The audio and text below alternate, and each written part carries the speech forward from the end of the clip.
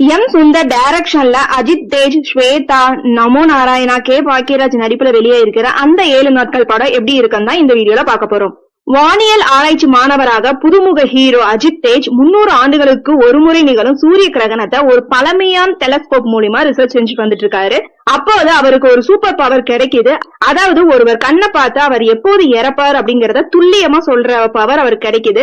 அவர் சொல்வது எல்லாமே நடந்துட்டும் வருது. தனது காதலியான ஹீரோயின் ஸ்வேதா கண்ணை பார்க்கும் போது 7 நாட்கள் அவர் இறந்து போயிருவாரு அப்படின்னு அவருக்கு தெரிய வருது. நாய்க்கறி காரணமா ஹீரோயினுக்கு ரேபிஸ் பாதிப்பு வர அந்த 7 நாட்கள்ல என்ன நடக்குது, ஹீரோயினை காப்பாற்றினாரா ஹீரோ என்பதே அந்த 7 நாட்கள் படத்தோட கதை. புதுமுக இயக்குனர் எம் சுந்தர் இந்த படத்தை டைரக்ட் பண்ணியிருக்காரு. இயக்குனர் கே பாக்கியராஜ் சிஷ்யர் இயக்கிய கதை அப்படின்னாலுமே அந்த 7 நாட்கள் என தலைப்பு வைத்திருந்தனால இதையும் பாக்கியராஜ் நடித்திருக்காரு.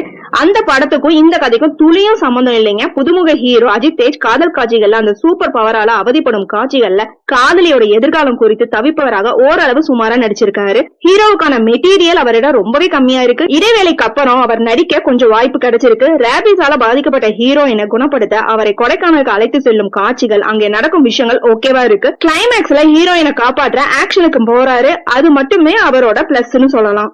முதற் பாதியில சும்மா வந்துட்டு போற ஹீரோயின் 2ஆம் பாதியில ரேபிஸ் பாதிக்கப்பட்டவரா கிளைமேக்ஸ்ல வேறொரு பாத்திரமா மாறி மிரள வைக்கும் அளவுக்கு நடிச்சிருக்காங்க புதுமுக ஹீரோயின் ஸ்வேதா. ரேபிஸால பாதிக்கப்பட்டு இருக்கும் அந்த கெட்டப், மேக்கப், அவரோட உணர்ச்சியான போராட்டம் இதுவரை எந்த ஹீரோயினும் செய்யாததா இருக்கு, புதுசாவும் இருக்கு. அதற்காகவே ஹீரோயினை தாராளமா பாராட்டலாங்க.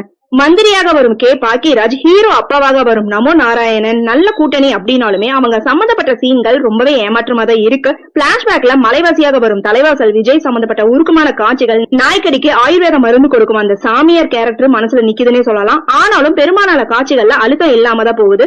காதல் காட்சிகள் கலர்ஃபுல்லா இல்லன்னு தான் சொல்லணும். கதையில விறுவிறுப்பும் இல்ல. ஹீரோவின் சூப்பர் பவர், ஃபேண்டசி, நாய்க்கடி பாதிப்பு இதெல்லாம் புது விஷயம் அப்படின்னாலுமே சரியா சொல்லாம குழப்பி இருக்காங்க.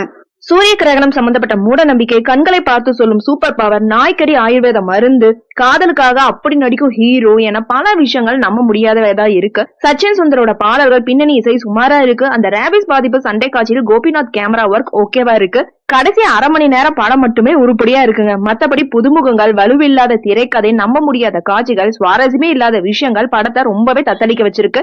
ஆக மொத்தத்துல அந்த 7 நாட்கள் படம் சூப்பரான கதை, ஆனா சூப்பரா சொதப்பியும் இருக்காங்க.